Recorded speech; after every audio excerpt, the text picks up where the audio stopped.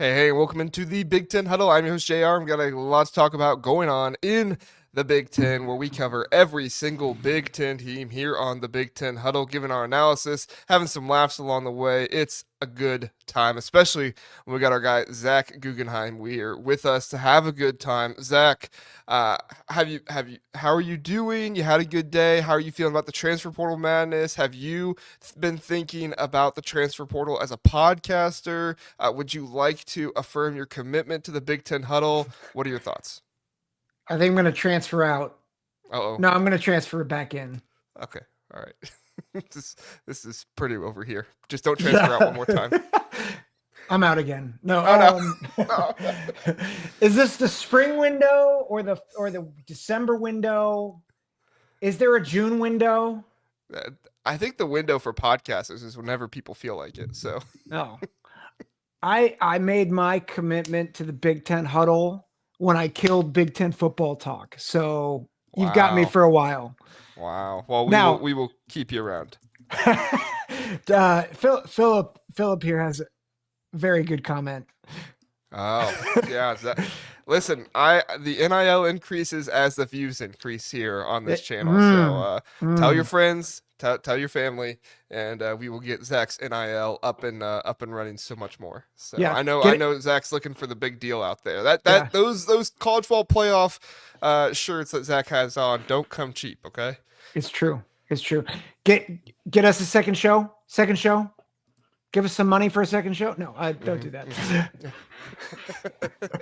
All right, we're glad to have you all with us here. We appreciate it. Look at Ryan coming in early with the super chat before we even came on. So apparently we're doing something right. Ryan, we appreciate it. He says Wisconsin needs players that will honor contracts. Talking about Mm. Xavier Lucas and possibly some other players that we'll get to here later on. Zach, I think you have a Xavier Lucas take for later on in the show, so I won't spoil it. But how do you feel about honoring contracts for Wisconsin?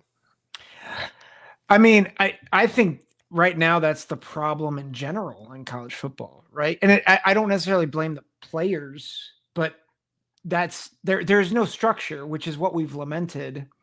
Which, by the way, there were a number of comments talking about like how we don't understand the NCAA and that it's free market. I know Dave is one of our commenters. We like Dave a lot, but he was giving us a hard time too. You have to understand organizations can create a structure. Every Yes. organization creates structure.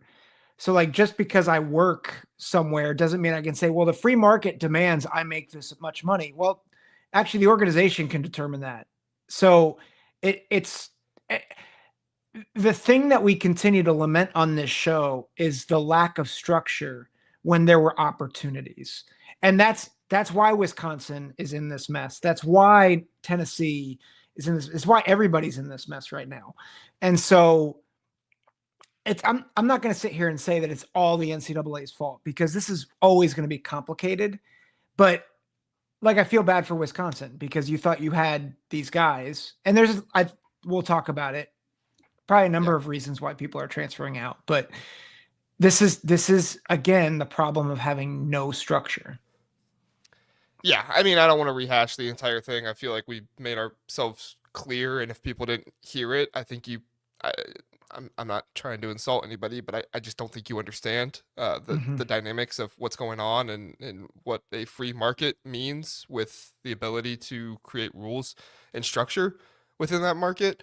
I guess I'll just say this: it's similar to the NFL. Like Jerry Jones can't continue to funnel money into Dak Prescott even after like there's a reason he can get endorsements from outside the Mhm. NFL, but like Jerry Jones can't say, "Hey, I'm going to pay you money so that way you continue to play for the Cowboys." Like nobody is saying these players can't earn money.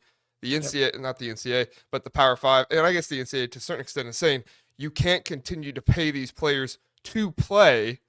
Like you can pay them for them showing up on commercials and doing this kind of stuff, which is what happens in the NFL. That's Yeah. completely different. It's the pay for play issue that is the issue right now that Yeah. nobody has any structure on or anything. Yeah. And that's why you see a cap number. That's why, if anybody in the NFL ever went and said, "We want you to advertise for our grocery store on one commercial for $4 million," somebody in the NFL is going to say, okay, that doesn't make any sense. Nobody advertises for a grocery store in a commercial for $4 million. Like, Yeah. what's going on here? And it's like, well, they're doing this so that way they play for the Cowboys instead of playing for the Patriots. You know what I'm saying? And that would be against the rules, and that player would be deemed ineligible. Yeah. They've weaponized NIL. Right. Yeah. That's really what they've done. Right. And the NCAA could have taken steps to, made sure that didn't happen, but they didn't because they decided to sit on their hands and bury their head in the sand and be stupid. And the NCAA sucks. So Yep. that's my summary. John, same wavelength. Yeah. Yeah. There you go. A few more comments and then we'll get into the show. John says, I know football night, but I have to flex my basketball commitment just once more. Shove Mark Pope on Auburn in a locker and the horses. Shove the Kentucky horses in a locker as well there, John. Wow. Yeah, no, listen, I made the prediction about a week ago or 2 weeks ago, and people in the comments told me I was crazy and that it was way too early. I thought Indiana had their guy, and I made the prediction. So I'm going to take my victory lap a little bit, but not too much because this is a football show. Billy Tuesday says, Blue Collar JR is back. You know it, Billy. I'm here. I'm here for the people. Blue collar and football, a little bit nicer, dapped up in basketball. I think that's going to be my that's going to be it. Jason says, Illinois lost Josh McCray today, likely an SEC team. However, they have 120 on the roster, have to get to 105. Yes, we have a segment to talk about all the Big Ten portal entries, and Joshua McCray will definitely be one that we talk about there. No worries, Jason. Thank you for bringing that up, though. Philip, I don't know if we can really get to this question, but or he said doubt. Where was it? Oh, here it is. I lost it. So many comments from Philip. How many QBs in the Big Ten would you take over Nico? Many. For this season or just on the team? Because I do think Nico has potential. 6'6", 215.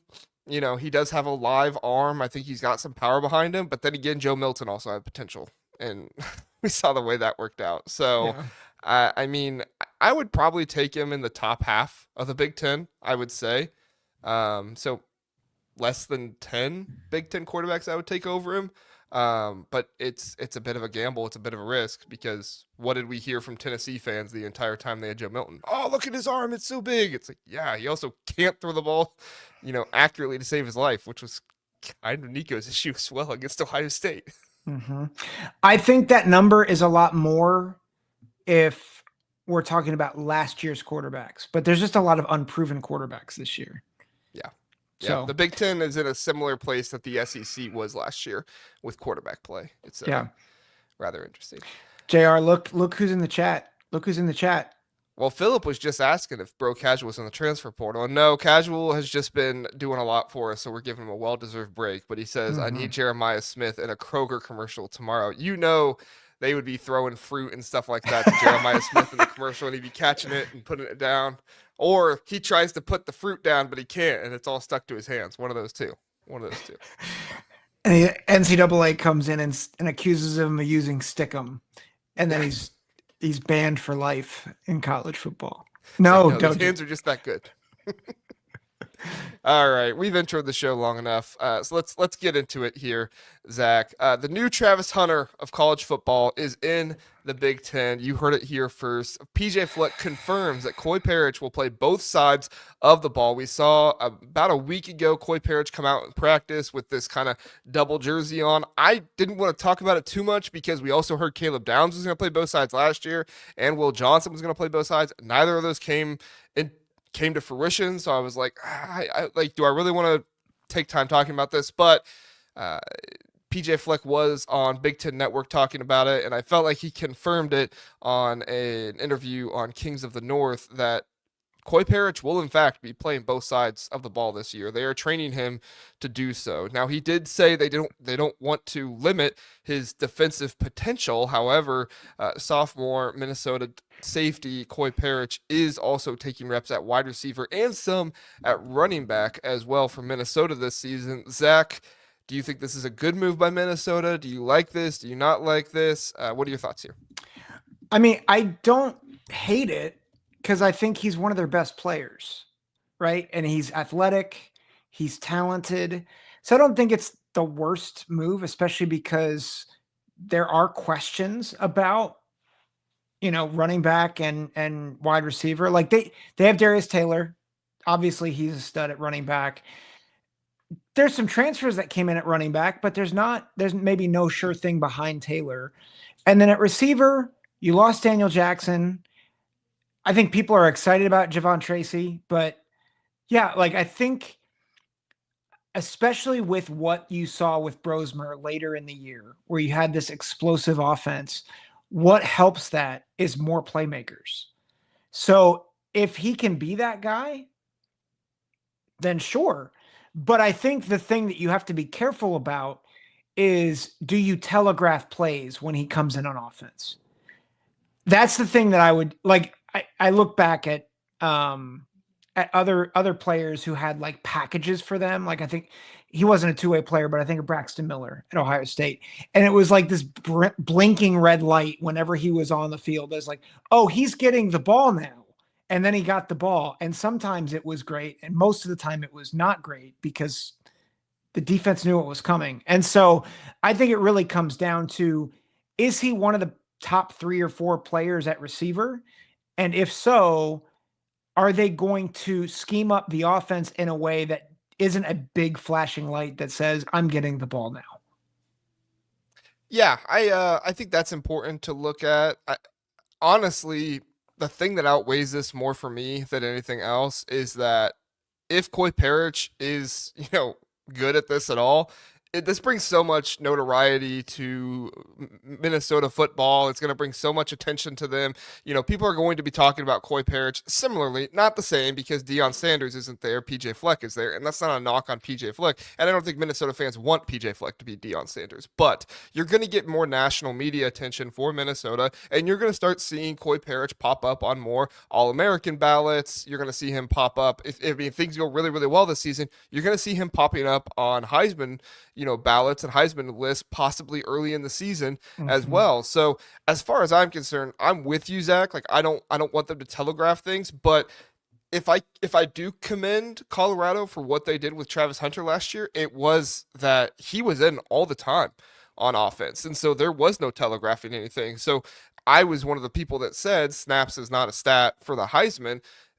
But it did help out the team because every time Travis Hunter was out there on the field, he was such a weapon that the other team had to respect him. And so if Coy Perich can be that at the very least, just a decoy, just a weapon, I do think it's going to have to take him off special teams. They've used him on special teams quite a lot. So I do think here you're sacrificing no Coy Perich on special teams for him on offense.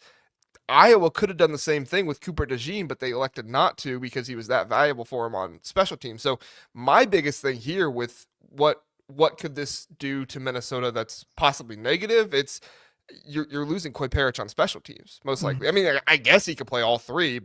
I don't know how he does, but if he does, give him the Heisman now. Snaps are a Heisman stat, and that is that situation to me because I don't know how a guy's supposed to play offense, defense, and special teams. That would be crazy. Give him the Heisman and some oxygen tanks.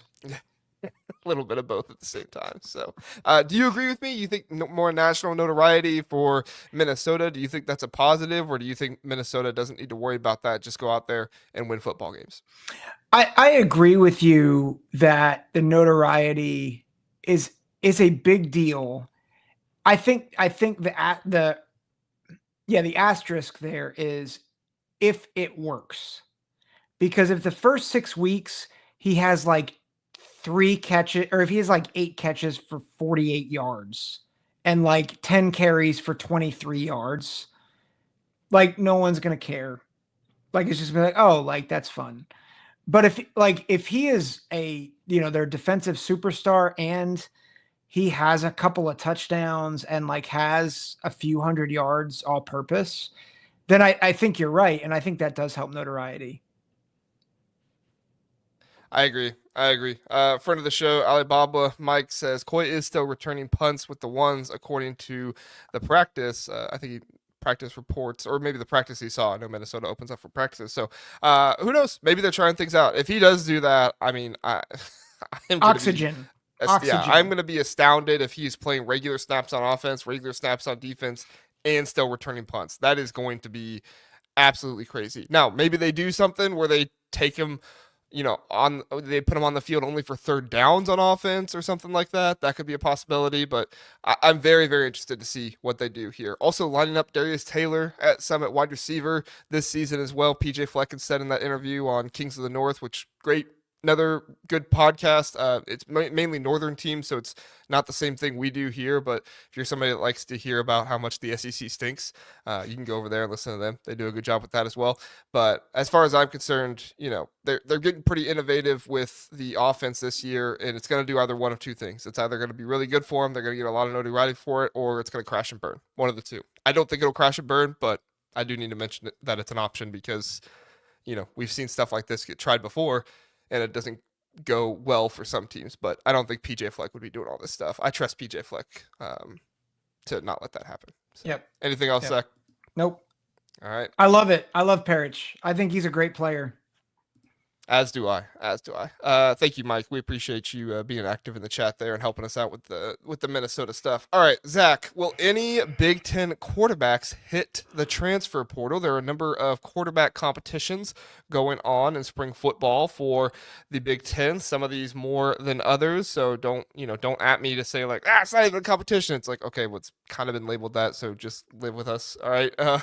But Maryland, Michigan, Minnesota, Ohio State, Oregon, Purdue, USC, and Wisconsin have been kind of the main quarterback battles that have been happening in the Big Ten. Really the main ones out of those are probably Ohio State, Oregon, Purdue, and Michigan and Maryland, I would say, are kind of your big ones there. Zach, I'm curious your thoughts on these battles, the transfer portal opening up. Do you think that some of these teams could lose the quarterback that does not get the job, or maybe he doesn't? No quarterback even gets named, and somebody just thinks, looks like I'm not going to start here, so I'm going to move on. What are your thoughts here? Yeah, I mean, I think each of these schools has a different outlook. So like Ohio State, I think is very much in the clear because I think it's obvious that Lincoln and Julian are still seen as neck and neck, at least by Ryan Day's words. I think I say that at least that's what Ryan Day is saying. Yeah, by what we've seen, I think Julian Saint's the guy. But like I don't think it's so clear that it's like, oh yeah, like Lincoln's gone tomorrow. Like I think Lincoln could still win the job, but I think we're seeing the trajectory, and we're like, well, Julian has the higher ceiling. He has the clearer path to starting. But I don't think that's enough for Lincoln Kienholz to leave. I think he takes the Devin Brown approach, quite honestly, which is stick around another year, get another year of experience, and then he goes and transfers for another Power 4 and plays for another Power 4 program. So like, I think they're in the clear right now. I think the other thing that probably is attractive about where Ohio State is right now for Lincoln is that he knows if Julian Saint goes down, he's the next guy up. Like Tavian St. Clair is really good. He's not ready. Yeah, he's too young. But Lincoln is ready. Like I think he could play and be an impact player as a backup. So I think that matters. Can I comment on Ohio State really fast and let you get to the rest? Yeah. My hot take about the Ohio State quarterback battle. For the record, I don't think Lincoln Kienholz will enter either, primarily because I don't think Ryan Day is going to name a starter. We've been through this before with Ohio State, to where Ryan Day seems to do a really good job of making these guys continue to believe going into the fall that they're both still in it. So while I agree with you, Philip, that there's Ohio State is one of the more likely teams to lose a quarterback out of the situation, I also think that Zack is right with Tavian St. Clair behind him. It's not like he's, concerned with losing the second string spot anytime soon. However, I will say a situation where I could see Lincoln Kienholz leave Ohio State, if Kansas State becomes open and Avery Johnson goes into the transfer portal, like has been rumored a little bit, to Tennessee, I could see a scenario where Lincoln Kienholz heard nothing but good things about Kansas State from Will Howard. Lincoln Kienholz goes to Kansas State. I'm not predicting it. Not saying it's going to happen. I have no inside information on if that will happen or not. But I'm just saying that could be something. I mean, it's all about relationships. It's all about connections. could we see, and also Kansas State closer to home for Lincoln Kienholz than Ohio is? I'm pretty sure it's not exactly, the home state, but still, that could be a possibility there. It's just an idea. Like I said, no inside information there or anything. So, Zach, what other QB battles were you thinking of possibly being the portal? Yeah, I mean, I think in Oregon, the conversation has been really high around Dante Moore. So like Austin Novosad is a potential guy that could go in the portal. I think the one that definitely goes in the portal actually is Luke Moga, who is there right now slated as a third string quarterback.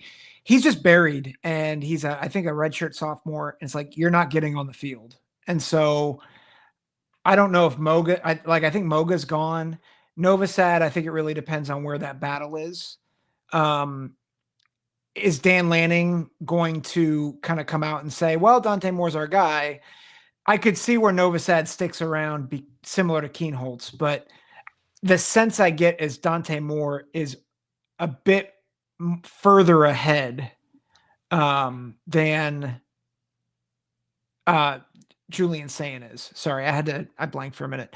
I think Champ Long at Maryland is most likely gone. Like, again, he's kind of stuck behind Malik Washington and the Justin Maryland Martin.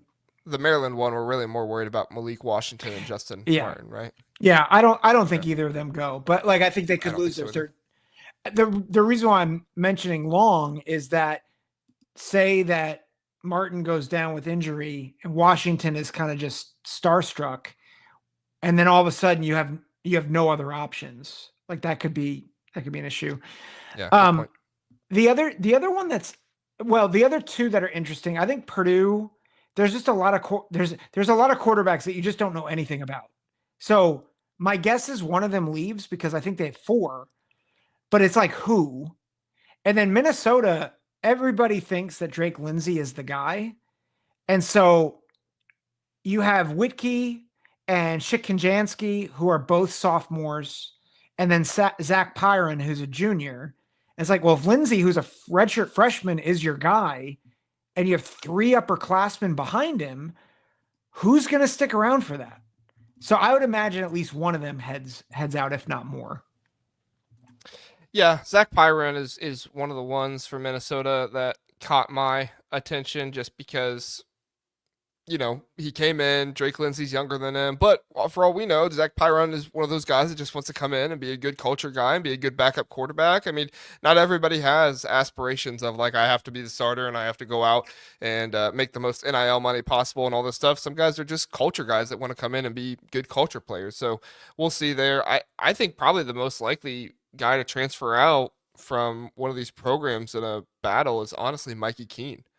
At this point, when it comes to Michigan, we're hearing that Jaden Davis is actually taking more of the 2 reps than Mikey Keene is, who transferred in from Fresno State. Does Mikey Keene still, he's a senior. Does he think, hey, I came here to possibly beat out Bryce Underwood, and I'm not even battling with Bryce Underwood for the starter position. I'm battling more for the second string position here.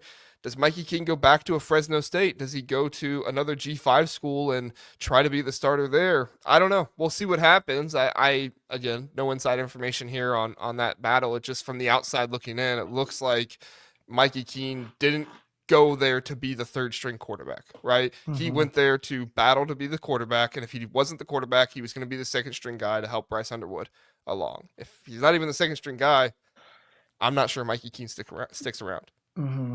Yeah, the one problem is if he has 1 year left, unless if he goes back to Fresno State, I can't imagine that he's going to play because he's not going to know the playbook.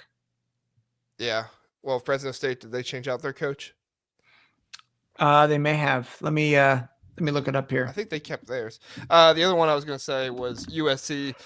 If Nico does go to USC, I don't think he is. Sounds like he's on his way to North Carolina from all the predictions or reports are out there. But if Nico goes to USC, I don't see any reason for Jada Mayava to stick around. You're going to bring in Nico, pay him close to $4 million. If I'm Jada Mayava, I'm, peace.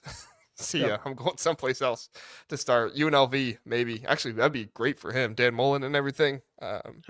Yeah. What'd you find at Fresno State? Completely new staff. Oh, okay. Matt Entz's first season. Tim Skipper is the interim. Was the interim a year ago, and Pat McCann, he was in his second season as offensive coordinator. So Oh, okay. Yeah, that would be a completely new tough. staff. Yeah. Yeah. So, Philip says North Carolina said they're out of the Nico drama.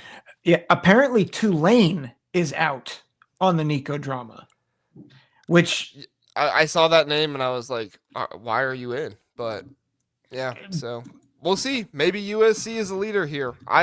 At this point, I'm not going to believe anybody say where Nico is going until he actually goes there. So I tend to believe USC is not going to do that. I think that's probably more of a UCLA move than a USC move, but who knows? Mhm. I don't know. But I also don't know if UCLA has the NIL to do that. Maybe with revenue sharing, they can, Yeah. but we'll have to see what happens. So, Mm. all right, Zach. Next topic here. This one hit close to home for me and you. A little bit of Michigan-Ohio State rivalry going on. Michigan portal offensive lineman Brady Norton. I put in the graphic here. I apologize. It is Norton. He from Cal Poly. He calls out Ohio State, says that they were in on him early in the transfer portal, and I can confirm that they were in on him early. I did hear rumblings about that in regards to Ohio State, and then they ghosted him just for Michigan to reach out and for them to try to come back in immediately, quote unquote, immediately after Michigan reached out. Ohio State tried to come back in. Brady Norton did not like that, said F them guys, and he is now a Michigan offensive lineman, has ill will, bad feelings about Ohio State as expressed in the quote that I just said about him. Zach, I have a few thoughts here, and then I'll get your thoughts and maybe a reaction to mine.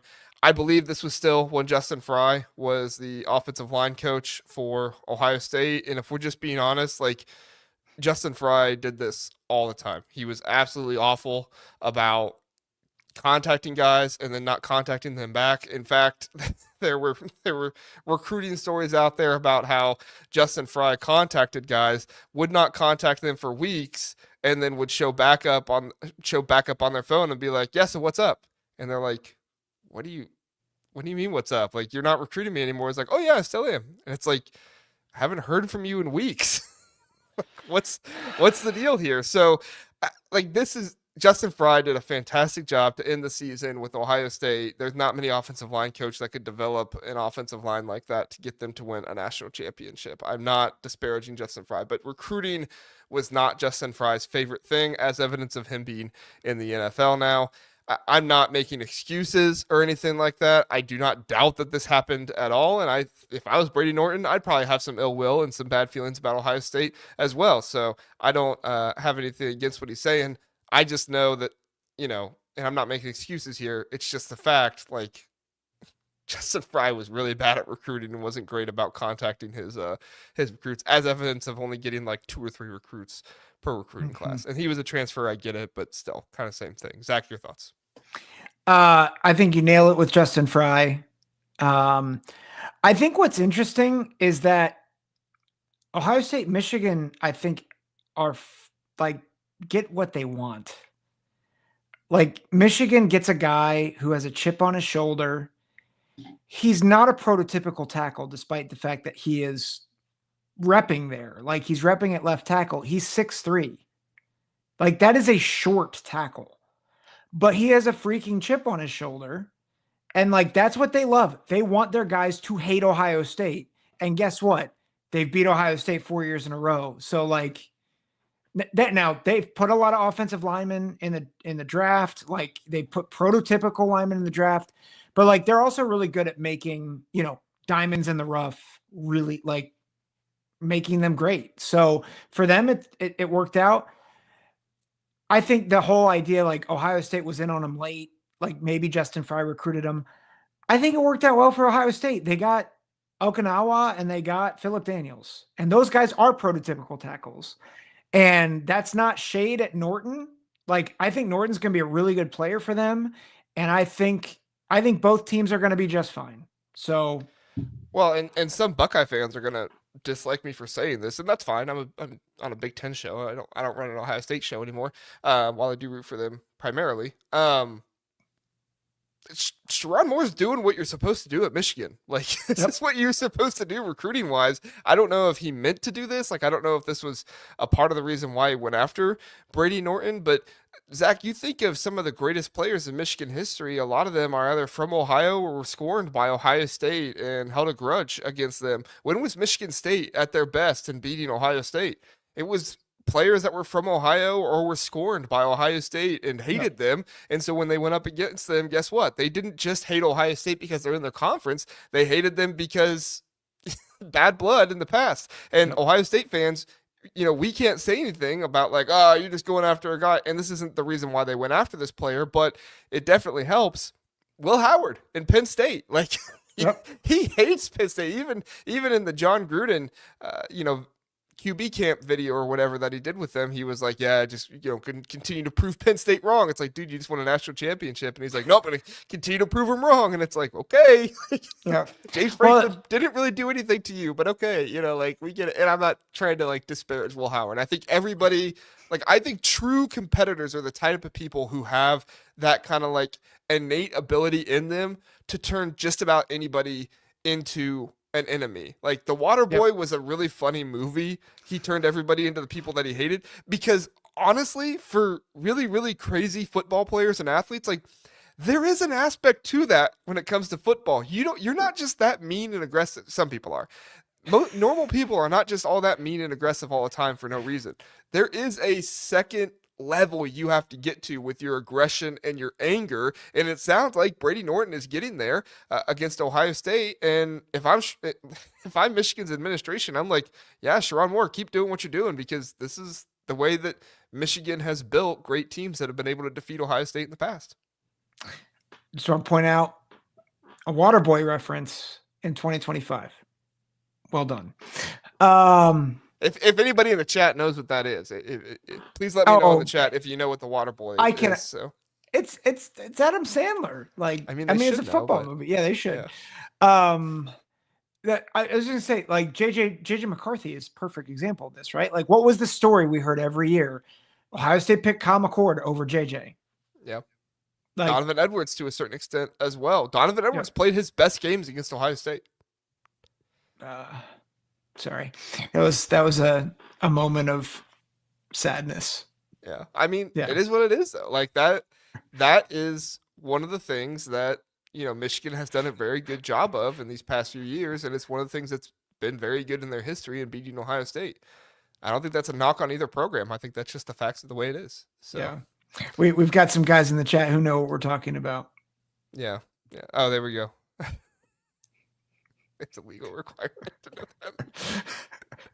that. Joe R says The Waterboy is awesome. That's a movie that if it's on TV, I'll stop what I'm doing and watch right away. Yeah, my wife didn't appreciate it when I put it on the TV when the kids were watching Cars. But no, I'm just kidding. No, I'm with you, Joe R. I'm with you. My son's like, what happened to Lightning McQueen? It's like, son, you're watching this now, okay? Ka-chow, ka-chow. We're going to win the Bourbon Bowl. All right, let's move on to our last topic here before we hit a commercial break and go into spring portal window stuff. This is spring portal window stuff. So the transfer portal opens tomorrow, April 16th. We are recording this, or we're live doing this show April 15th at 9:30 p.m. right now. So players are still entering the transfer portal, though, even though they can't technically be entered until the 16th. I mean, again, this is college football. There's no rules. It's complete anarchy at this point. So everybody just does whatever they want to do. Zach, I've been refreshing 24/7 and On3 all day looking for names.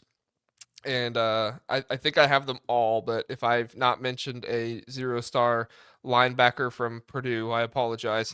Here are the names I have so far. Why you got to do that to Purdue? Why you got to 0-star linebacker from Kent Northwestern? State. Oh, not Kent State. They're not the Big Ten, Zach. Here, That's here are fair. the names that I have so far, and I apologize if I pronounce them wrong. There's a lot of them, and it's difficult to try and practice every single name. Quincy Burrows from Wisconsin, Mark Hamper, Tanner Kozel, also from Wisconsin. Joshua McCray happened today from Illinois. He was their bowl game MVP, so that was or all-star for the bowl game, whatever you want to call it.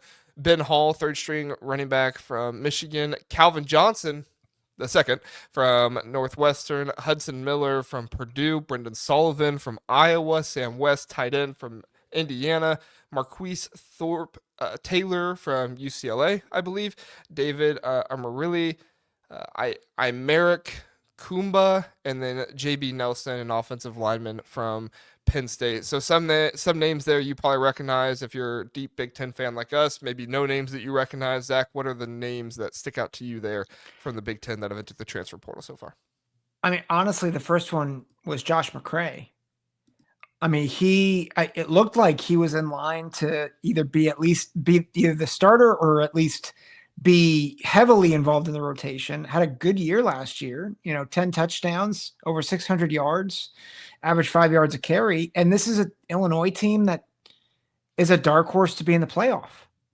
And so I mean, I am shocked that he is in the portal. Yeah, no, I'm shocked too.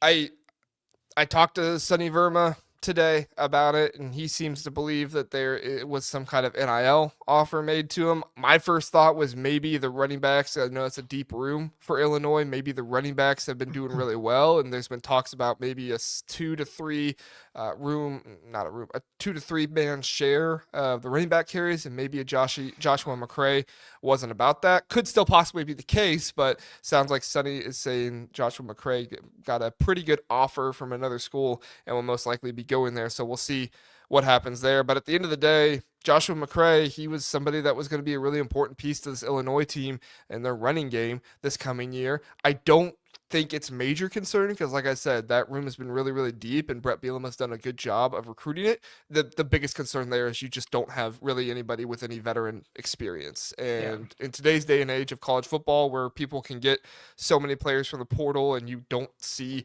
really successful teams having that many guys with no experience, it is a concern in my mind. Not so much talent-wise, just because of the amount of experience. So I would not be surprised. I know this is early. We're going to get into it a little bit later, but I would not be surprised if Illinois maybe goes in and finds, maybe not somebody to the level of Joshua McCray talent-wise, but somebody who is a veteran running back that would be okay with being in a 2-3 man carry system with Illinois. Yeah, that makes sense. Yeah. That makes sense. Anybody else that stuck out to you there? I mean, I think they're the Wisconsin guys, Kozel. Like I think you have probably more thoughts on them, but I think those are mild shocks, just that they were in and then now they're out. Yeah, perusing the 24/7 message board for Wisconsin made it sound like they just weren't good enough to be on Wisconsin, which is kind of interesting. I'm not really surprised to hear that about Quincy Burrows and Mark Hamper, because I did think they brought in some underrated guys like Jaden Ballard and Trey Cucamonga. Is it Cucamonga? Is that how you pronounce it? Kekahuna. I don't know where I got Cucamonga from. That sounds like something totally different. I apologize. Kekahuna. Trey Kekahuna. Those are talented receivers, and so it could have been hard for them to find time there with Wisconsin. But I don't know. We'll see what happens with Wisconsin. I was thinking about maybe they need to go in the portal, but it's also like if you got other guys beating them out, then maybe you don't need to go into the portal. So sounds like Tanner Kozel will most likely be going someplace back to the MAC, whether that's Ball State or another MAC school. We'll see what happens there. Zach, any thoughts on that, or any thoughts on the other guys that were mentioned? Nope. Nope. No more thoughts. Brendan Sullivan was the other one that I wanted to point out. Iowa QB. I believe he is in his last year of eligibility. Been a pretty tough road for Brendan Sullivan. He was at Northwestern. He started some games late in David Braun's first year there. Then they brought in Mike Wright, recruited over him. We saw how that went for him. Now they have Preston Stone there. Brendan Sullivan followed his form. Well, he recruited him from Western Michigan. but he came with Tim Lester to Iowa when Tim Lester came in, and there were thoughts that he was going to be really good for them this year, possibly, but they went out and they got Mark Gronowski.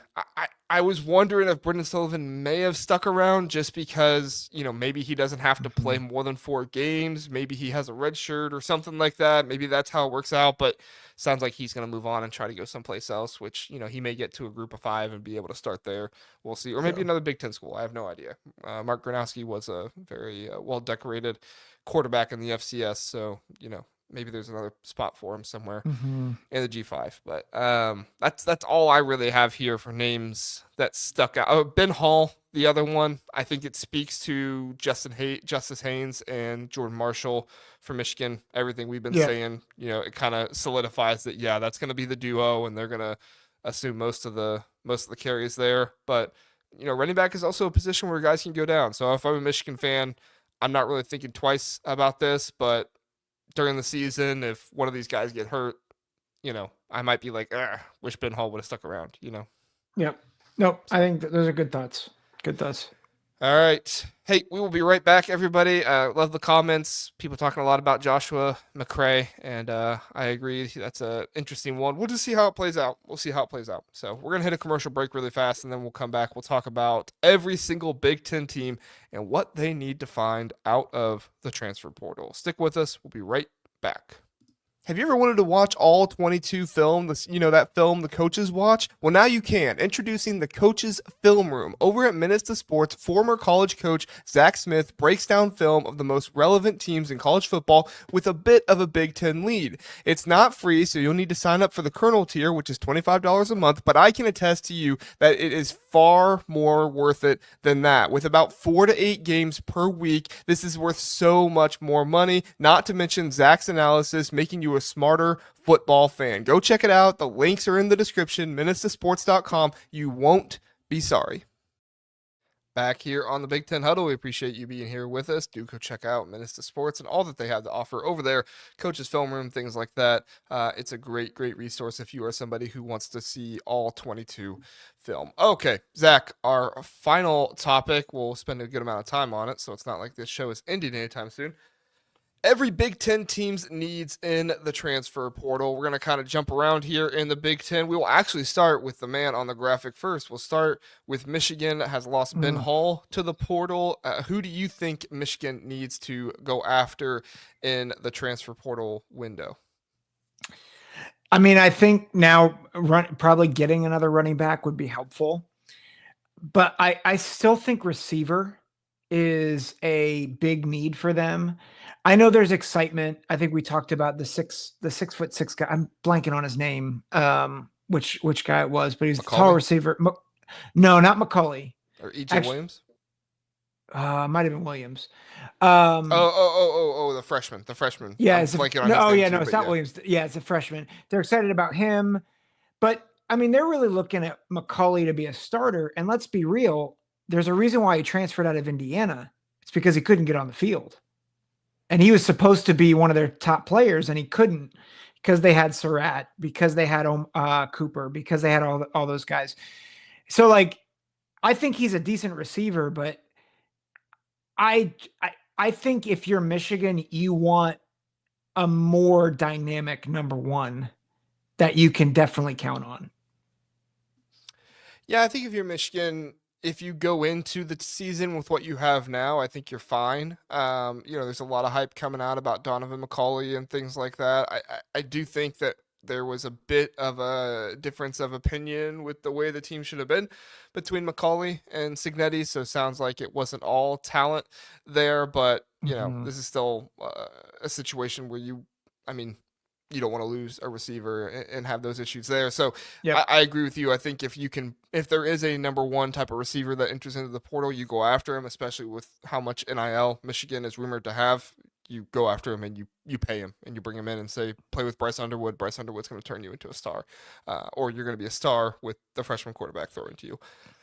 Next, we'll hit Ohio State. Ohio State, we talked about it with the spring game. They need to go after interior defensive line depth. It's not to say that the defensive line depth in the and the Ohio State defensive line is not good. It's just not championship level caliber. And at the end of the day, if you're Ohio State, you're not just looking for good, you're looking for championship level Yep. caliber interior of your defensive line. And right now, Edric Houston and Katie McDonald are really the only guys on that defensive line that you trust. Hero Canoe, if he stuck around, that would have been really helpful for Ohio State. Tywone Malone, you've invested in him and developed him for a number of years now, and it's just not going well. So you need to figure that out. I will say Tywone Malone flashed a little bit, but I think that's his biggest issue is that he flashes and he has the talent. It's just not consistent enough, at least not Yep. from what I've seen. Maybe he comes out this season and proves me wrong. Please do, Tywone Malone. But at the end of the day, it doesn't look like he has the consistency that is required of an interior defensive tackle for Ohio State, and I think that's something they're going to be going after there. Zach, any comments on that, and then you can get to Northwestern. Really thought you were going to say receiver there. Yeah, the Ohio State needs some help at receiver. For sure. Let's say people might want to go to Ohio State to get a receiver. But no, I think defensive tackle and your Billy Tuesday brought it up, but I think your point about Canoe is a big one. Like, I think if he sticks around, that room looks a lot better. It's really interesting that he left. I was not expecting him to leave, but he did, and that was an interesting situation. So anyway, Yep. Northwestern, Zach. I feel like I have a run of teams that are just receiver, and that Northwestern is another one, right? They surprisingly have done well, like in building back up their trenches. They love Preston Stone. I think they are high on a number of guys in their back end. I think though, especially if they lose Calvin Johnson II, I don't think he was going to start, but I think they have a lot of guys who are probably pretty solid options at receiver, particularly for Northwestern. But again, they don't have a number one. And so you would love to have somebody who can stretch the field, which is what Preston Stone wants to do. Like, he wants to go downfield. So they need a receiver that can exploit teams down the field. Yeah, they need to do that, especially if they want to help out Preston Stone and give him, the ability to actually be able to throw down the field. I like that they improved the offensive line, but the offensive line can only do so much if teams are going to pack the box, 7, 8 guys against Northwestern because they don't have the receiver play. That's what's going to happen. So. Yep. All right, we'll get to Michigan State now. Michigan State, I'm going to say Michigan State needs defensive line. Honestly, you're going to see a whole lot of defensive line. There's going to be a whole lot of teams that need defensive line help in the Big Ten, actually just in college football in general. So defensive line for me is going to be Michigan State. I continue to look at who they lost and who they brought in and everything else. This is probably one of the ones where I think there's a lot of different areas that Michigan State could use help, but I don't say that because I think anybody's going to be bad. I just think there's a whole lot of unproven guys. They went out and got a bunch of guys from the transfer portal, so they have a lot of competition, but they didn't really go out and get anybody really anywhere that I felt like was this is a for sure guy who's going to come in and be a starter for you. Maybe a couple guys, but nothing cemented that was for sure that I feel really confident on. So for Michigan State, I'm just going to say defensive line in general, because I think you could always use depth there, and that's one place where everybody's going after, and so would help Michigan State. Good pick. Good pick. Thank you. Penn State. Receiver. I think they're my last one for receiver, though. So I think we're in the clear. But again, Ross and Hudson are good. See, what you're saying is probably more receiver depth. Receiver depth, but also like I'm not convinced Ross and Hudson are number ones. And so I think depth and like I would argue that Ohio State probably has 3 or 4 receivers that would start above those two, which again, Ohio State's kind of a unicorn. But I was going to say that doesn't really say anything bad about Penn State, though, because you just saw Ohio State's wide receiver 6, wide receiver 7, and Jaden Ballard go to Wisconsin. Yeah. And he's a senior and he's knocking it out of the park, and everybody's talking about how good he is, Yeah. Well, yeah, my point in that though is does Penn State have a Chris Godwin? Like, or do they have a Allen Robinson? Like, yeah.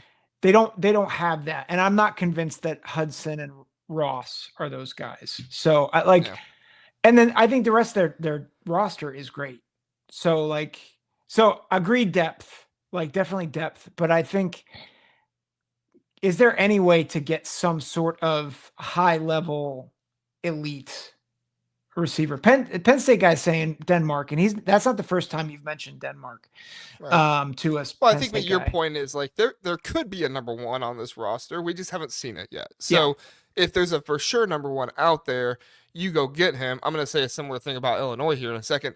If there's a similar, if there's a for sure number one out there, you go get them because it Right. shores up the room. But this doesn't mean that we think Penn State's wide receivers are terrible. But there's just nobody on there that we've seen, top tier number one wide receiver play out. Devontae Ross Yeah. could be there, but he was top tier in group of 5. We'll see if he can do that in the Big Ten, but it's a big jump, Yeah. And the reality too is that I'm picking receiver because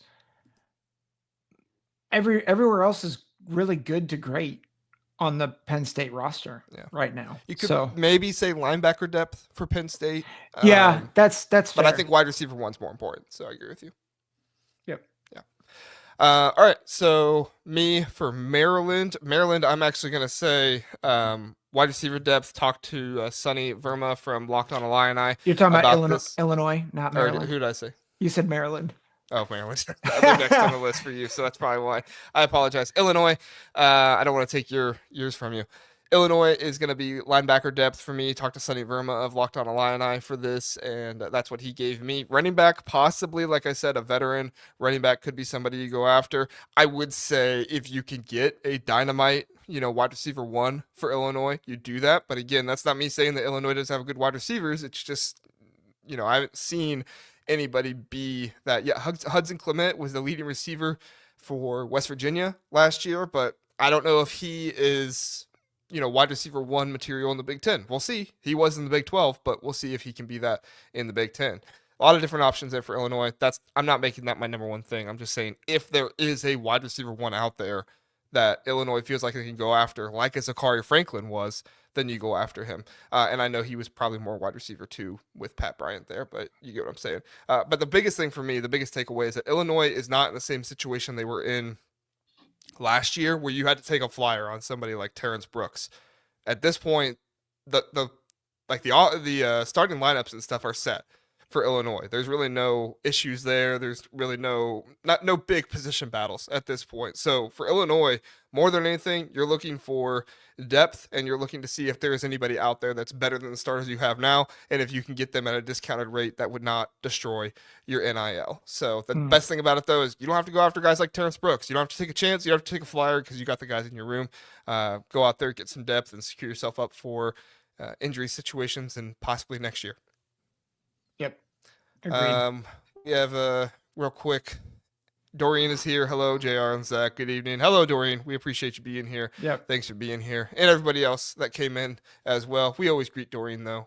We appreciate that Doreen watches. Listen, if you share our show as much as Doreen does on Twitter, and you are as encouraging as she is and everything else, we will notify you coming in every single time as well. But it's true. We just really appreciate Doreen. So thanks for being here, Doreen.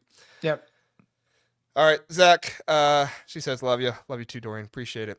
Maryland for you, Zach. So we had our guy Larry France give us some insight into this, and they need a lot. They need a lot, but I picked offensive line because the reality is, if they want their quarterback, whoever it is, Justin Martin or Malik Washington, if they want him to have a successful season, that offensive line needs to be better than a year ago. And they have a lot of needs on that still. Like Larry was saying that with all they need, they probably need the most in terms of offensive linemen. And I mean, they need a lot. Receivers, defensive line, linebackers, defensive backs. But he said out of all of them, at least 2, probably 3 offensive linemen. I think the thing that he said that was the most interesting to me, though, is that it feels like they have, I don't want to say more team players because that feels like I'm disparaging the other guys, but he admitted that or he didn't admit, Mike Locksley admitted that he lost the team last year. So while they had talented guys, they didn't have guys who were, necessarily bought into the system and everything else. And I think that Mike Locksley, like I said, Larry said that he acknowledged that. And so maybe Maryland doesn't look as talented this year, but maybe they have a better culture. Maybe they have more bought in guys in this situation. So if they can go out there and get some more talent, but they want to make sure they're bought in and they're, good team player, good culture guys, because I think at the end of the day, that stuff matters more than some people realize. Like obviously you need talent, but you need to get guys that are bought into your system and doing a really good job too. So, yep. All right. Next I have is Nebraska. Nebraska for me. I think Nebraska needs to go after some running back depth. They have Emmett Johnson, who's going to be their starter this year, and I'm confident in him. However, I've seen too many teams go into the season with one starting running back, and look at my biggest example is Dylan Sampson last year from Tennessee. He was awesome all year. Awesome. Fantastic. He did a great job all year long, and then when he got to the playoffs, guess what? He didn't have the legs. He was too hurt. He was too injured. He had too much wear and tear on his body. So Nebraska needs to go after. Did I say A.M.? My Sorry. P.M.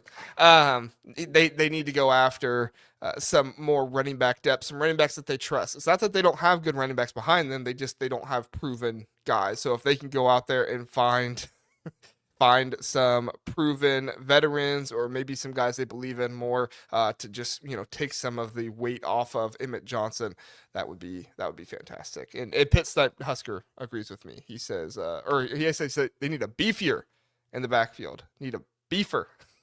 All right. Give me a beefy running back. There we go. There we go. I'm glad you agree, Pitt Snipe Husker. All right, Zach, last one, and then we'll hit a commercial break. Corner for Iowa. Cornerbacks, and they're actually already in on one.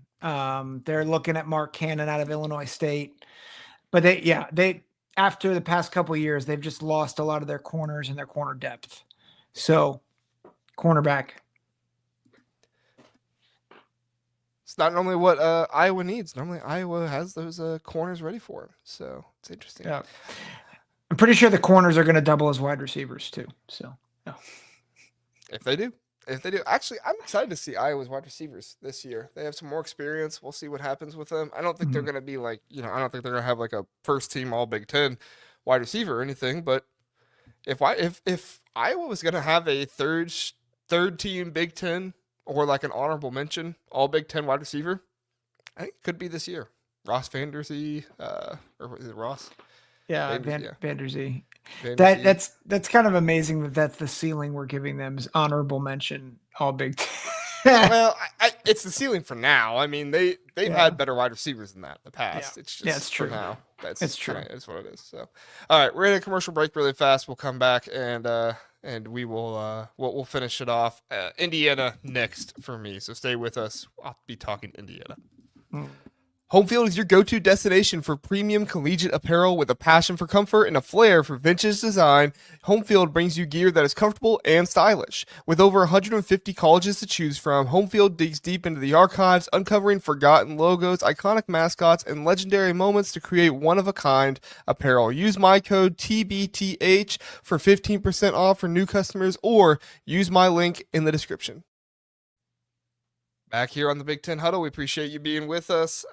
So I reached out to our friends over at Hoosier Huddle. Fantastic Indiana football coverage over there. There's a lot of good Indiana outlets, but that's the one that we partner with through the College Huddle, and they do a great job. And they said that the two needs for them for Indiana football this year is they need one more edge, and then they think a slot wide receiver would be helpful for them. Tyler Morris went down, and he had a season-ending injury this year. So if they can get a slot receiver out of there, I think is great. And then also, Mikel Kamara is playing more of an edge/linebacker role this year, so you get somebody on the other side of him, and I think that's going to be really effective for Indiana. I'm proud of Indiana that they were able to shore up the offensive line and some of that stuff, at least from what we've seen out of the portal. We'll see what happens with depth if anybody gets hurt. Hopefully nobody does, but we'll see what happens there. But for now, I think you can get edge rusher for Indiana. That would be fantastic. And then, like I said, a slot receiver with Tyler Morris going down would be good as well. We'll see if they can get it. Mm-hmm. Yep. Good pick. Zach, Good pick. you have Wisconsin. Yeah, Wisconsin corner.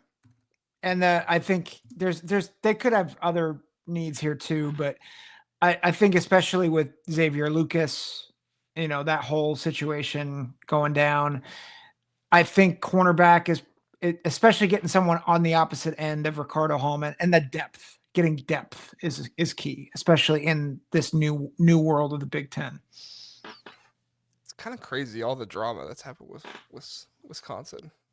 Need you to pick it up, Luke Fickle. I don't want to see you fail. Please pick it up. Yeah. He just needs to Wisconsin start. Fans don't either. he just needs to start wrestling people. Tell him stop that it. would fix everything. Yes.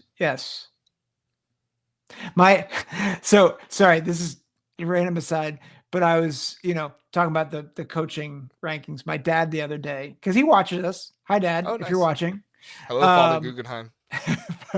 But he was like, so what's up with this whole wrestling thing? It's like, it's the off season. That's off season fun. Yeah. So we still got to get that. We still got to get that going. We got to do it. We got to do it. We'll do it. We'll do it. No worries. Anyway. Okay. Next is Washington. I have that one. So for Washington, honestly, Washington has a lot of really good pieces, and they have a good amount of depth in a lot of their areas. I would say the one thing when I look at this roster, if Washington could find, I don't know if they have the NIL for it, but if they could just get like a defensive tackle that's kind of like a game wrecker, right? Somebody that could come in like a Derek Harmon was in the portal last season that went to Oregon. Now, Derek Harmon got paid. That's what I'm saying is like, I don't know if Washington has the NIL to go out and just like use it all on one guy. But if they have the NIL to do that or the revenue sharing to do that, I think you do that. I also think a veteran linebacker could help. They're one of their linebackers, I forget who it is, but he's struggling with some injury issues right now, so you want some depth there, a possible veteran, and then maybe a veteran depth cornerback as well. They have Takaro Davis and the other guy that's across from him, I forget what his name is. They have good starters at cornerback right now, but some more depth there would help. And yeah, I think just in case of injury, that's going to be a huge thing for Washington. Yeah. I'm just sorry. I just need to highlight this. That's my dad. Hi, Dad. Hello, Michael Guggenheim. Now, I'm surprised you didn't say offensive line for Washington. Well, so here's my thing with the offensive line. I think they have capable players on the offensive line. They just don't have any experience. So, I mean, if you go out there and get yourself an experienced offensive lineman, sure, but that's my biggest thing with them is like they have guys on paper who should do a good job, and Carver Willis is probably their most experienced, I believe, coming out of the portal, but at the end of the day, like I also don't know if Washington has the NIL. Actually, I don't think Washington has the NIL to go out there and get a game record defensive tackle and an offensive lineman. But I don't think like one singular offensive lineman is going to save them. That's fair. I think you have to just get it all together with the offensive line. I think one game changer out of the defensive line could do a lot for them, though. Yeah. I think that's a good point. Good stuff. USC. Zach, you got USC. Yeah, I have father proud. Yeah, linebackers. They lost a ton of senior leadership at linebacker, and while they need to continue to improve, and hopefully they get better, throughout the defense. You lose a lot. Like I think it was 3 senior linebackers who they lost, and so getting someone who's not just talented but experienced to anchor the middle of that defense. Yeah, no, I like that. Good thought there. Is Eric Gentry coming back for USC? I believe he is. Good question. He's going to be an animal for them. I really liked him last year. It was unfortunate that his injury held him back. Yeah. And he was out for most of the season, if not all of it. All right, next up for me, Oregon.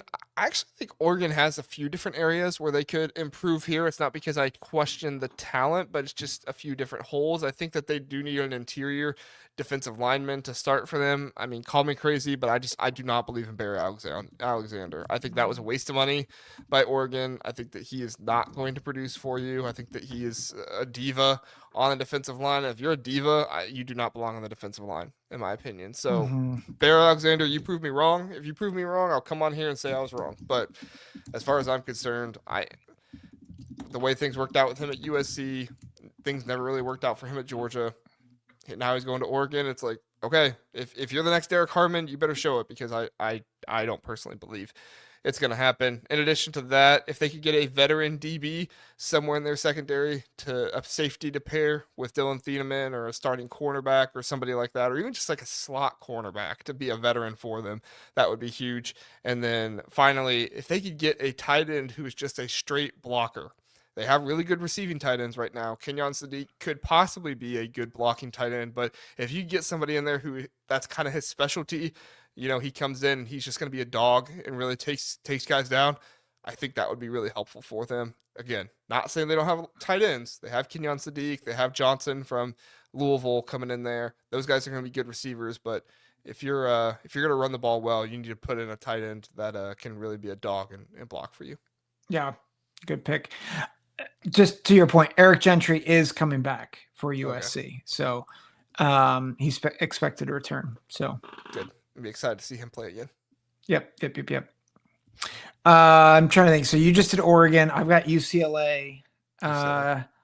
UCLA O-line and pass rush. So they lost a number of guys off the offensive line, but they also they were, I think, in the bottom half of pass rush numbers, pass rush statistics a year ago. They could really use a boost. And similar to how you feel like Washington needs a game wrecker at interior defensive line, they could really use a game wrecker on the edge. So I think overall they could use more offensive line help. Yeah, no, I think that's a good pick. Last year they definitely needed help at the edge. I think they shored up their pass defense and their secondary and stuff like that a little bit, but we'll see what they can do with their pass rush this year.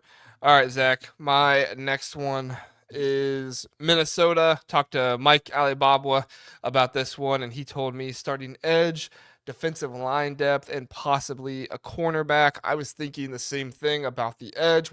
Didn't really think so much about the defensive line depth and the cornerback. I think if that freshman linebacker for Minnesota can really spark and do a good job this season, I think he could kind of take over that edge spot, but I'm also not really in the business of relying on a true freshman to be your starter at any position. If they grow into that and they do that, that's great. If he's another Coy Perich, that's great. But Coy Periches don't grow on trees. So I'm not relying on that to happen. If it does happen, great. But I think you got to bring in competition in there. You got to bring in somebody that's starting caliber, if nothing else, for depth to make that happen. So that's where I'm looking at the most, a starting edge. So, Zach, you got Rutgers next.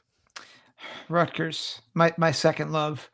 Kent State's my third love. I was gonna say, people don't realize it, but we were a pretty heavy Rutgers followed channel before we were a heavy Indiana followed channel. It's true.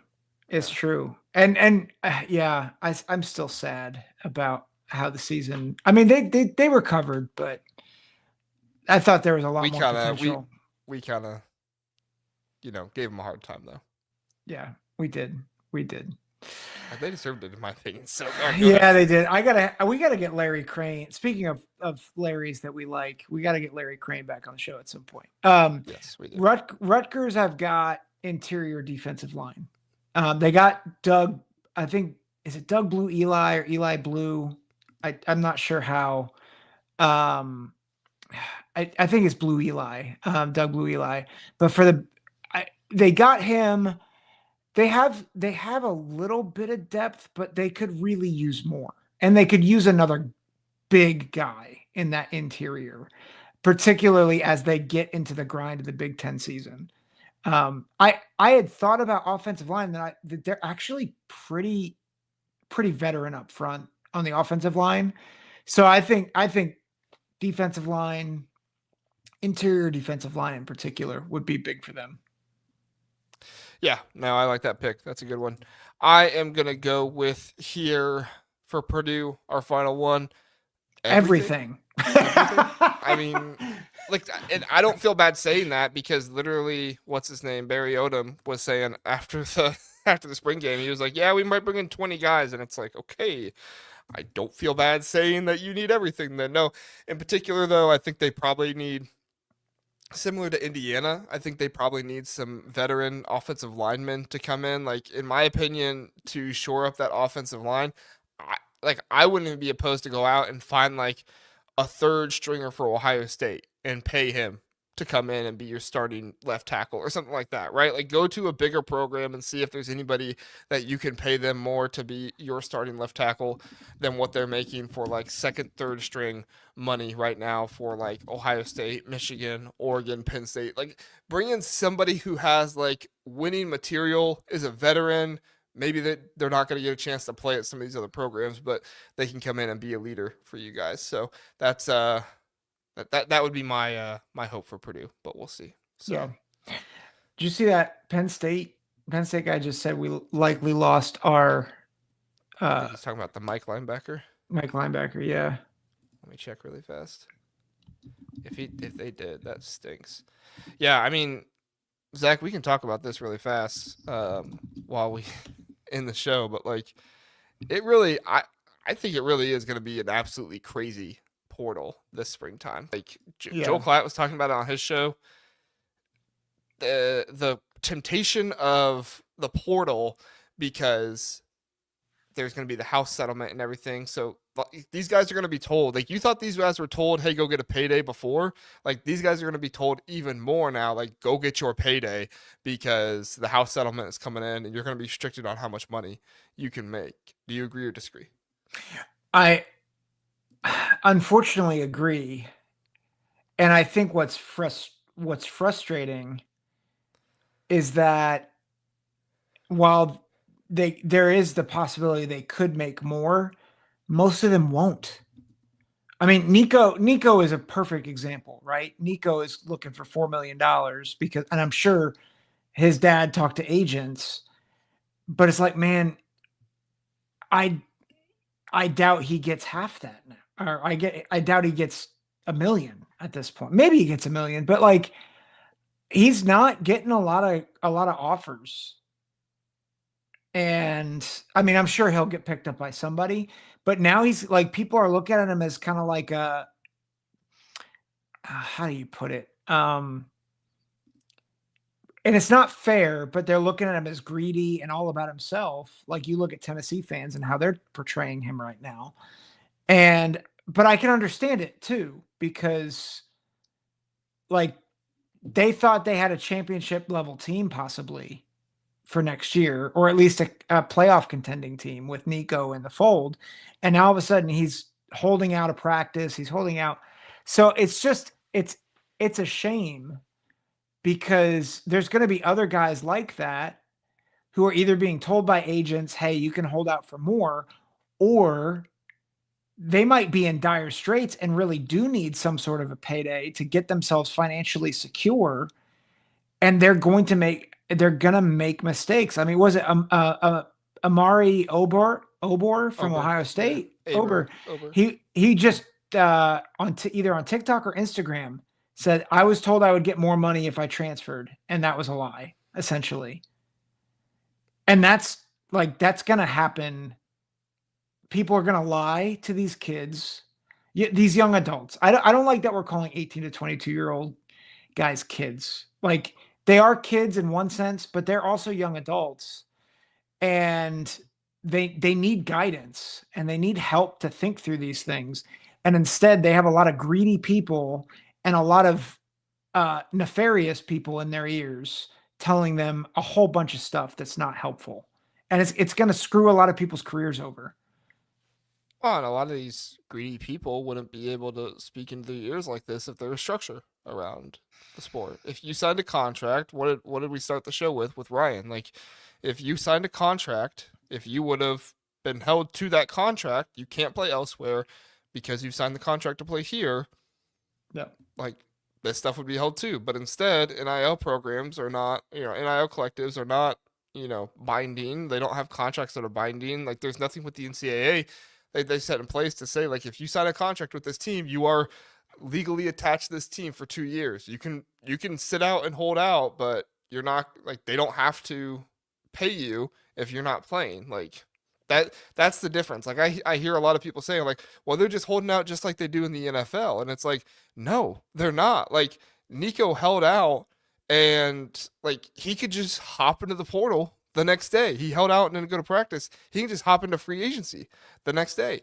You can't do that in the NFL. In some cases you can in certain circumstances, but the large majority of people, if you're going to hold out in the NFL, you're going to not play and not get paid the time when you're out. Like when they do those, player wide holdouts, the NFLPA does a holdout against the NFL in general.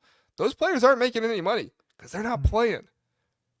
Like that's the big thing is they're not playing, they're not making any money, but then again, the owners aren't making anything either. Same thing occurs when a guy holds out and doesn't go to practice. He's not making any money and the team isn't paying him anything. He's not going into free agency and looking for a new deal though, because there's restrictions and things against that. The NCAA never set that up. Mm-hmm. And the power conferences never did either. I think we go in a lot on the NCAA, which they deserve it. I'm not trying to say we shouldn't, but I think I kind of have a little bit of a hot take here, Zach, and you tell me if it's right or not, and then we can get out of here. I know we're over time as we normally are, but I guess my hot take is like it's good that college football is starting to be run by the Big Ten and the SEC because there's actually some people at the top now who can run the sport without resistance from other people. Like the NCAA used to have to listen to all these different conferences, all these different teams, and so it was almost impossible to get anything done. Like if there is any positive to the Big Ten and the SEC running everything, it's that they can actually get stuff done now, and the Big 12 and the ACC and these Group of Five schools aren't going to want to deviate from it because they don't want to lose out on the financial opportunities of going along with the college football playoffs and everything else. If the Big Ten and the SEC can just put their fists down and say, this is what's good for college football, this is what we're doing, like that could save the sport. What everybody has been deeming as the biggest, most fearful thing could be the thing that helps save the sport. Yeah.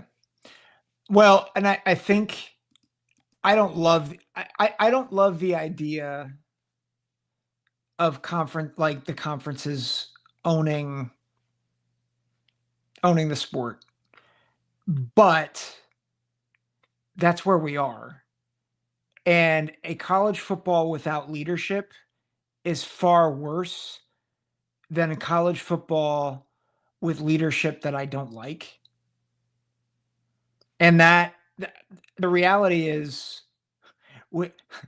college football with an incompetent NCAA was better than college football with an absent NCAA. And I mean absent NCAA as in they have made themselves absent because they stink. Yeah. So like right. that's what I'm saying is like, yeah.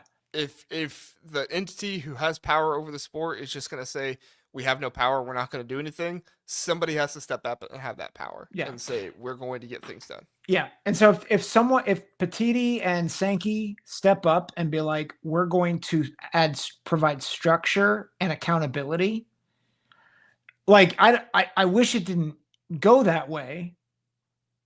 And also it'd be great if somebody actually adds structure and accountability. Right. So yeah. I think it's a medium take. Yeah. Trojan Fight, we appreciate you being here. I know you came in a little late, but he's ended the conversation right away. We appreciate it. It says, couldn't in theory the NCAA expand the hiring an agent makes you ineligible? It used to be once a kid hired an agent for the draft, he became ineligible. Expand on or expand that to these handlers. Yeah, I mean, there was stuff against that. Like in college basketball, you can hire an agent, I believe, to help you with your draft process, but you have to like get rid of the agent, I think, and go back to the college basketball by a certain date.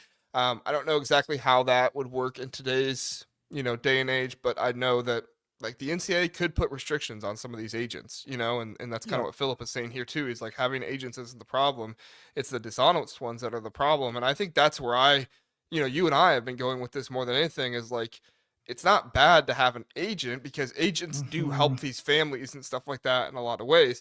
The problem is the agents who come in and say, I can make your kid $3 million. And it's like, oh, and like not every family grows up, like not every family raises their child in like a really nice home and things are just amazing and they have everything they want and they went to every training session. Like there are Yep. guys out there who like I mean, there was one recruit that was going to Ohio State, and he was basically the ticket to get his family out of poverty. And unfortunately for him, he had an agent. I'm not going to reveal his name, but he had an agent who told him, "Hey, you go to this school instead, and they're going to pay you more NIL money." Well, turns out that agent wasn't actually honest, and the school wasn't actually willing to pay that. They had said they were going to in the past, but they weren't going to anymore. Hmm. So he decommits from Ohio State. He goes over to that new school and says, "Hey, my agent said you would pay this," and they were like, "Well, yeah, before we would have, but not now." And he's like, "Well, okay, do you want me?" And they were like, "No." Now he's going someplace else completely different, where he's not making anywhere near the money that he would have made if he was at Ohio State. Like that's the story of these agents that Yeah. are really, really troubling because you got guys who they secured a really good opportunity for them and their family and everything else, but unfortunately, they listen to the wrong voices. And you could say that that's the kid's fault or the student's fault or the family's fault, but I don't know. There's so many other things in today's day and age that we say, oh, it's this person's fault, or it doesn't have to be this person's fault. We can put guardrails in place, and that's what the NCAA should have done, in my opinion. Yep. Agreed. So, Agreed.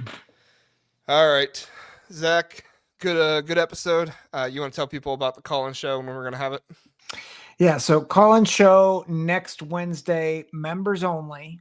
So anybody can watch it. So it's not members Can't watch only it for. live, but you can watch it after the Yes, fact. you can watch it after the fact. But for live call-in show next Wednesday, 8 p.m. So make sure to join us. Yep. Yep. We know David Greenshield will be there. He'll call in Yep. for us. We Yep. appreciate it. And no show for Easter. Yes. So we'll take a break to celebrate the risen Savior. And so, Yes. and for those of you who don't celebrate, I'm trying to remember. I think Passover was last weekend and is going up, I think, for the rest of the week. But so whatever you're doing this weekend, just know we won't be on Sunday night. So Yep. We'll be back with you Tuesday. I should have a Sunday morning episode for basketball if I can get that done early enough in the day. Missed the basketball show this morning. I apologize, but I should be able to have that to you guys Thursday morning and then Sunday morning as well for Yep. that. I record those and then just play them, so those aren't have to be live or anything like that. So go ahead. As I say, Passover is until Sunday, April 20th. So, which I should have, I'm like, duh, that makes sense. So for those who celebrate Passover and for those who celebrate Easter, we'll be off for that Sunday. Show Thursday with Jeff. Yes, show Thursday with Jeff. We'll be there. And then the 24th, so right after the call-in show that next day, we'll have a draft show. So Jeff and I are going to be on here for the entire first round of the draft. We might start a little bit later just because the first pick doesn't happen until like 20 minutes in, which is so stupid. We might do that. We'll see. But you'll see the scheduled time and everything. I'll talk about it with Jeff and we'll get that done.